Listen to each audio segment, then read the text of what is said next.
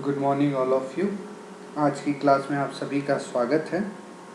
आज की क्लास में हम जो हमारा सब्जेक्ट है एंटरप्रेन्योरशिप डेवलपमेंट, उसके आखिरी चैप्टर के बारे में पढ़ेंगे। लास्ट चैप्टर है ये हमारा, जिसका नाम है एंटरप्रेन्योरियल मोटिवेशन ट्रेनिंग, उद्यमी अभिप्रेरणा प्रशिक्षण।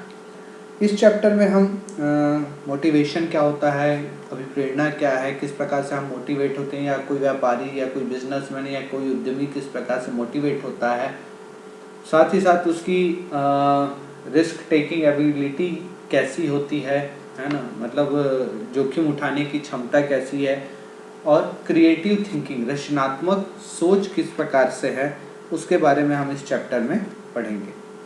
तो आज के चैप्टर को हम स्टार्ट करते हैं और हमारा जो पहला टॉपिक है वो है मोटिवेशन, अभिप्रेरणा। प्रेरणा आप जैसे समझते हो, हम मोटिवेट करते हैं लोगों को, जैसे पेरेंट्स जो होते हैं अपने बच्चों को मोटिवेट करते हैं अच्छे मार्क्स लाने के लिए, एग्ज़ाम में अच्छे परसेंटेज लाने के लिए, ठीक है। तो जो प्लेयर होते हैं वो मोटिवेट होते हैं अपने, मतलब सीनियर प्लेयर या कोई आइडियल को देखकर। बहुत सारे लोगों के आइडियल विवेकानंद जी हैं, एपीजे अब्दुल कलाम साहब हैं। तो उन लोगों को देखकर आदमी मोटिवेट होता है, उनके दिखाए रास्तों पे चलता है। तो मतलब मोटिवेशन के भी बहुत सारे तरीके होते हैं, किसी को गिफ्ट्स देकर, किसी को कंपैरिजन करके। तो ये सारी चीज़ें हम इस चैप्टर के अंतर्गत पढ़ेंगे। तो हम स्टार्ट करते हैं। सबसे पहला अपना टॉपिक है अभिप्रेरणा, मोटिवेशन क्या है, ठीक है। सबसे पहले हम ये देखेंगे मोटिवेशन क्या होता है। तो मोटिवेशन को हम अभिप्रेरणा कहते हैं। तो अभिप्रेरणा का अर्थ उस शक्ति से है जो व्यक्तियों में कार्य करने की इच्छा जागृत करती है। मतलब किसी भी व्यक्ति में किसी भी कार्य को करने के लिए जो मतलब एक इच्छा शक्ति जनरेट की जाती है, किसी कार्य को करने के लिए उसका जो मन होता है उसको तैयार किया जाता है, उसे हम क्या कहते हैं, अभिप्रेरणा। मतलब अभिप्रेरणा का अर्थ उस शक्ति, उस ताकत या उस पावर से है जो व्यक्तियों में कार्य करने की इच्छा को जागृत करती है। अभिप्रेरणा मानव की अंतः प्रेरणा होती है, जिससे प्रेरित होकर वह स्वयं कार्य करने के लिए इच्छुक होता है। किसी भी व्यक्ति में कार्य करने की योग्यता होते हुए भी कार्य केवल उसी दशा में संपन्न होता है जबकि वह व्यक्ति कार्य करने के लिए प्रेरित हो। अतः किसी भी व्यक्ति से कार्य निष्पादन कराने के लिए उसे अभिप्रेरण देना अत्यंत आवश्यक है। कार्य के लिए प्रेरित करने वाली मानसिक, भौतिक एवं मानवीय व्यवहार संबंधी बातें कर्मचारियों की प्रेरणा स्रोत बनती है, ठीक है। मतलब किसी से भी आप ज़बरदस्ती काम नहीं करवा सकते हो जब तक कि वह खुद से उस काम को करने के लिए अपनी जो इच्छा शक्ति है उसको या इच्छुक है, तब तक आप उससे कोई काम नहीं करवा सकते। तो मतलब यदि कोई कैपेबल पर्सन है और वो इच्छुक नहीं है तो वो काम नहीं करेगा जब तक कि उसके अंतःकरण से, उसके अंदर की इच्छा शक्ति उसको उस कार्य करने के लिए अभिप्रेरित नहीं करेगी। तो अभिप्रेरणा को हमारे जो शब्द हैं, जो वर्ड है, उसको और डिफाइन करने के लिए कुछ विचारकों के यहाँ पर विचार हैं जिन्होंने अपने शब्दों में मोटिवेशन को डिफाइन किया है। उसमें हम सबसे पहले जो देखते हैं वो है माइकल जे जूसियस के अनुसार अभिप्रेरणा स्वयं को अथवा किसी अन्य व्यक्ति को एक विशेष प्रकार से कार्य करने हेतु प्रोत्साहित करने की प्रक्रिया है अथवा वांछित प्रक्रिया प्राप्त करने के लिए सही बटन दबाना है। तो यहाँ पर माइकल जे जूसियस के अनुसार वो कहते हैं कि जो अभिप्रेरणा है, जो मोटिवेशन है, वो स्वयं में, सेल्फ में, या किसी अदर पर्सन, किसी अन्य व्यक्ति को एक विशेष प्रकार से कार्य करने हेतु प्रोत्साहित करने की प्रक्रिया है अथवा वांछित प्रक्रिया को प्राप्त करने के लिए एक सही बटन दबाना है। उसी प्रकार डेल एस बीच के अनुसार वो कहते हैं कि मोटिवेशन अभिप्रेरण को एक लक्ष्य या पुरस्कार की प्राप्ति करने के लिए अपनी शक्ति के प्रयोग करने की तत्परता के रूप में परिभाषित किया जा सकता है। मतलब जो मोटिवेशन है वो किसी को अपना स्पेसिफिक गोल, रिजल्ट या जो ऑब्जेक्ट है ना, या फिर उसको कोई रिवॉर्ड या कोई प्राइज को प्राप्त करने के लिए जो वो अपने पावर को, अपने शक्ति को प्रयोग करता है, उसकी तत्परता के रूप में परिभाषित किया गया है। तो अतः मोटिवेशन या अभिप्रेरणा वह प्रक्रिया है जिसके द्वारा किसी व्यक्ति या व्यक्तियों के समूह को कार्य करने के लिए प्रेरित किया जाता है। यह वह शक्ति है जो व्यक्तियों को निश्चित दिशा में अग्रसर होने तथा निर्धारित लक्ष्यों की प्राप्ति हेतु प्रोत्साहित करने के साथ साथ उन्हें अधिकतम कार्य संतुष्टि प्रदान करती है। तो यहाँ पर जो मोटिवेशन है वो एक, कहने का मतलब है कि मोटिवेशन एक प्रोसेस है जो किसी भी व्यक्ति या किन्हीं व्यक्तियों के समूहों को कार्य करने के लिए प्रेरित करना होता है। तो वह शक्ति या उस पावर से जो व्यक्तियों को एक निश्चित दिशा में कार्य करने के लिए अग्रसर होने तथा उन्हें निर्धारित लक्ष्यों की प्राप्ति हेतु प्रोत्साहित करने के साथ साथ उन्हें अधिकतम कार्य संतुष्टि भी प्रदान करता है। ठीक है, तो ये क्या है, मोटिवेशन है। अब यहाँ पर मोटिवेशन के साथ साथ हम ये भी देखेंगे कि कौन कौन सी चीज़ें हैं जो किसी भी मतलब कौन कौन से ऐसे फैक्टर हैं जो आपके मोटिवेशन को प्रभावित करते हैं, या कर्मचारियों को अभिप्रेरित करने वाले घटक मुख्यतः जो है वो दो प्रकार के होते हैं। किसी को भी हम प्रेरित हम दो प्रकार से कर सकते हैं। ठीक है, सबसे पहला जो है घटक जो होता है वो होता है मॉनेटरी इंसेंटिव्स। मॉनेटरी इंसेंटिव्स मतलब होते हैं आपके मौद्रिक या वित्तीय प्रेरणाएं। किसी को वित्तीय सहायता या पूंजी के द्वारा या उसे पैसा दे के, उसे कुछ प्राइस दे के, ठीक है, इसके द्वारा हम उसको मोटिवेट करते हैं। तो पहला जो होता है वो होता है मॉनेटरी इंसेंटिव्स, जिसे हम कहते हैं वित्तीय या मौद्रिक प्रेरणाएं।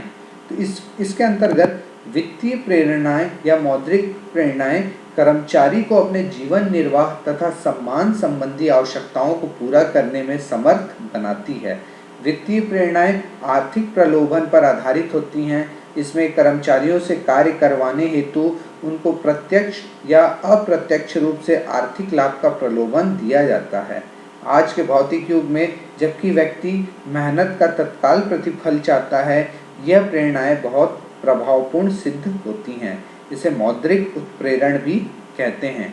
तो यहाँ पर जैसे प्राइवेट सेक्टर में क्या होता है, जो सेल्स वाले होते हैं उनको एक टारगेट दिया जाता है कि अगर आपने टारगेट को अचीव कर लिया तो आपको इंसेंटिव्स मिलेंगी, आपको कुछ रिबेट्स मिलेगा, कुछ आपको इकोनॉमिकल एडवांटेजेस प्रोवाइड किए जाएंगे। तो ये मतलब एक प्रकार से क्या होता है, आर्थिक प्रलोभन पर आधारित होता है। ठीक है, तो यहाँ पर आज के भौतिक युग में जब व्यक्ति मेहनत का तत्काल प्रतिफल चाहता है तो यह प्रेरणाएं बहुत ही प्रभावपूर्ण सिद्ध होती हैं।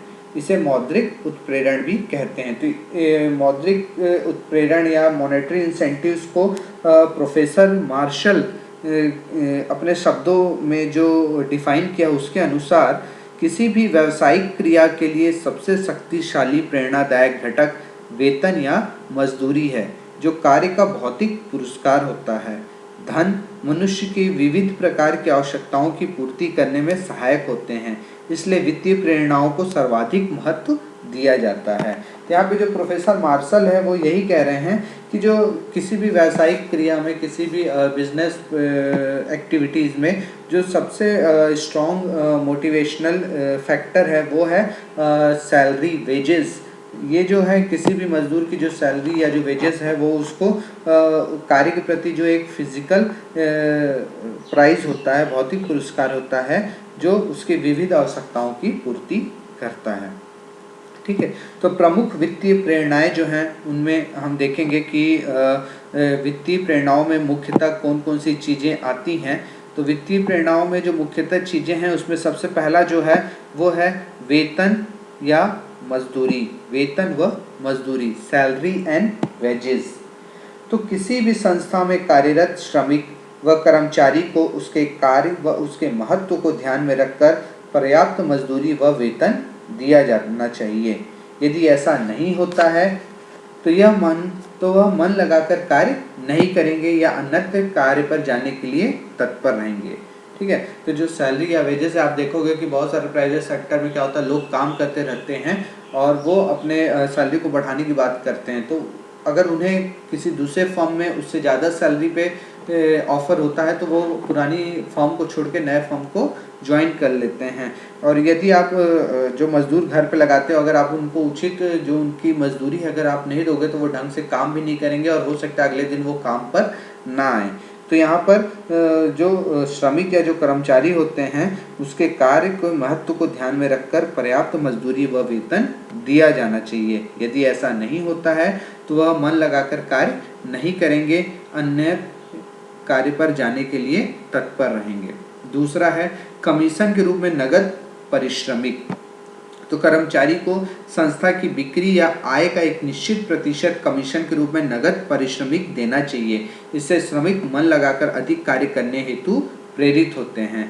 तो ये जो कमीशन सिस्टम ये क्या होता है, सेल्स डिपार्टमेंट में बहुत ज़्यादा देखने को आता है। जैसे जो ऑटो सेक्टर में होते हैं, जो कारों की डीलिंग करते हैं या जो भी सेल्स करते हैं, चाहे वो इंश्योरेंस हो, कारों की डीलिंग हो, मोटर बाइक्स की हो, तो या कोई भी इलेक्ट्रॉनिक्स अप्लाइंसेस हो, तो उसमें क्या होता है कि आप जितना ज़्यादा आइटम या जितनी चीज़ों को बेचोगे आपको उसके हिसाब से आपको कमीशन दिया जाता है।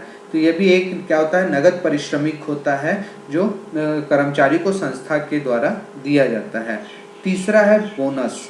बोनस कर्मचारी के लिए एक महत्वपूर्ण वित्तीय प्रेरणा होती है। इससे उनमें काम के प्रति उत्साह का संचार होता है।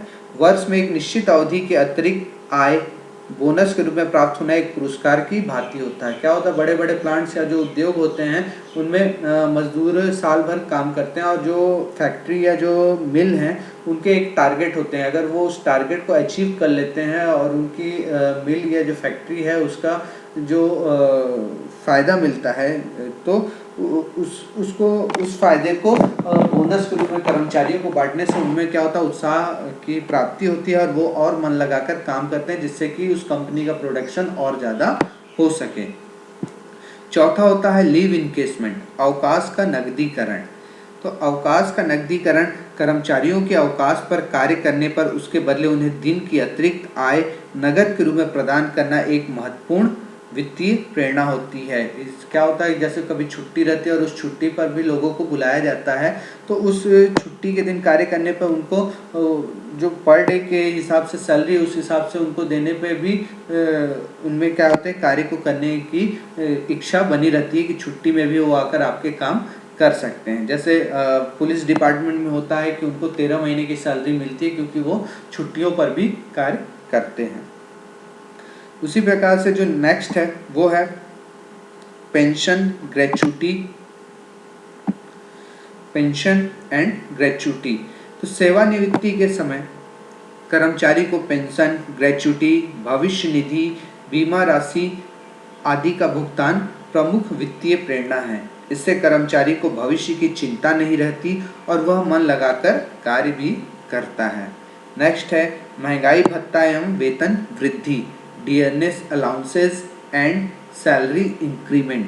तो यहाँ पर क्या होता है कि हर साल या समय समय पर महंगाई की समीक्षा के अनुसार कर्मचारियों को महंगाई भत्ता दिया जाता है और साल में एक बार उनकी सैलरी में इंक्रीमेंट किया जाता है।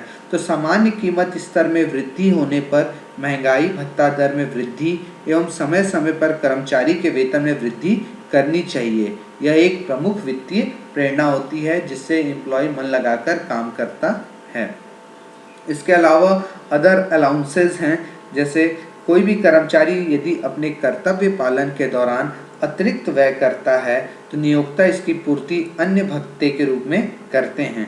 यह एक वित्तीय प्रेरणा होती है। इसमें यात्रा भत्ता, भोजन भत्ता, चिकित्सा भत्ता, वाहन भत्ता, मकान किराया भत्ता आदि सम्मिलित होते हैं। तो जैसे यहाँ पर क्या है कि यदि हम किसी एम्प्लॉय को किसी दूसरी जगह काम पर भेज रहे हैं तो उसको आने जाने का फेयर देना, उसके रहने की व्यवस्था का फेयर देना, उसके खाने का फेयर देना, ये सारी चीज़ें क्या है, अदर अलाउंसेस हैं जो किसी भी एम्प्लॉयज़ को काम करने के लिए सुविधा प्रदान करते हैं और वो बिना किसी हिचक के कार्य करने में हिचकता नहीं है।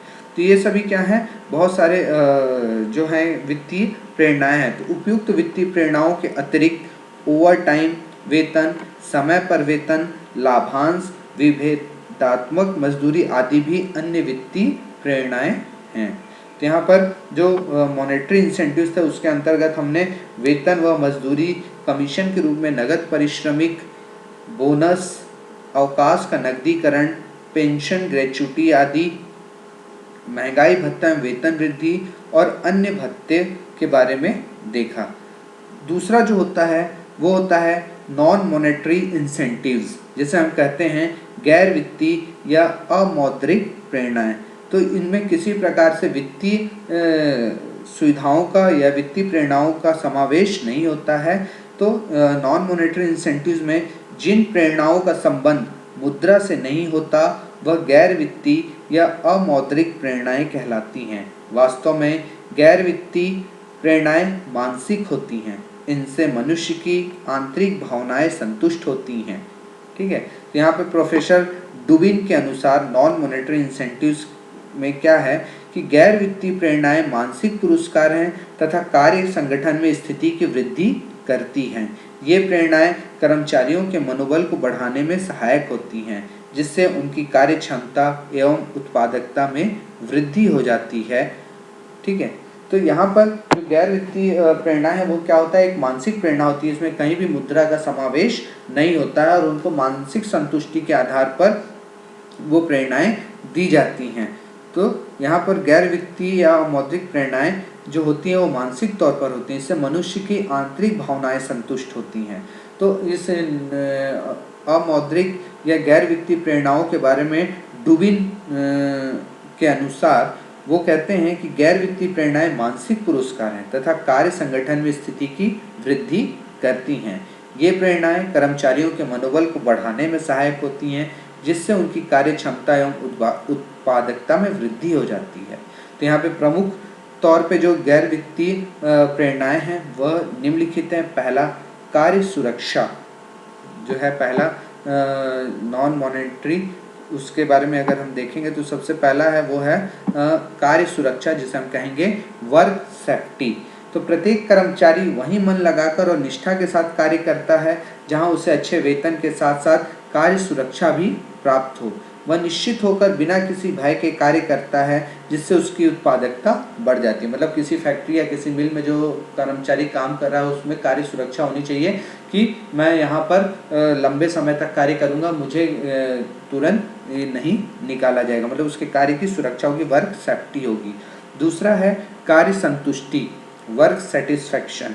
तो एक व्यक्ति अधिक कार्य कुशलता के साथ तभी कार्य कर पाता है जब वह अपने कार्य को अपने सम्मान के अनुकूल व रुचिपूर्ण समझता है। अतः इसके लिए उसके दायित्वों में वृद्धि की जानी चाहिए तथा उससे संबंधित परिणाम को आकर्षक एवं महत्वपूर्ण बनाया जाना चाहिए। तो यहाँ पर जो एम्प्लॉय है उसको अपने कार्य से भी संतुष्टि मिलनी चाहिए, जिसकी जितनी एजुकेशन या जिसकी जितनी काबिलियत है उसको उसके अनुसार ही उससे कार्य करवाना चाहिए और उस पद पर रहना चाहिए तथा जिस पद पे वो कार्य कर रहा है उससे संबंधित परिणाम को भी आकर्षक व महत्वपूर्ण बनाया जाना चाहिए। ठीक है, तीसरा जो होता है वो होता है पदोन्नति। पदोन्नति के अवसर कर्मचारियों की अभिप्रेरणा को बहुत प्रभावित किया करते हैं। प्रत्येक कर्मचारी निरंतर आगे बढ़ते हुए उच्च पद की अभिलाषा रखता है।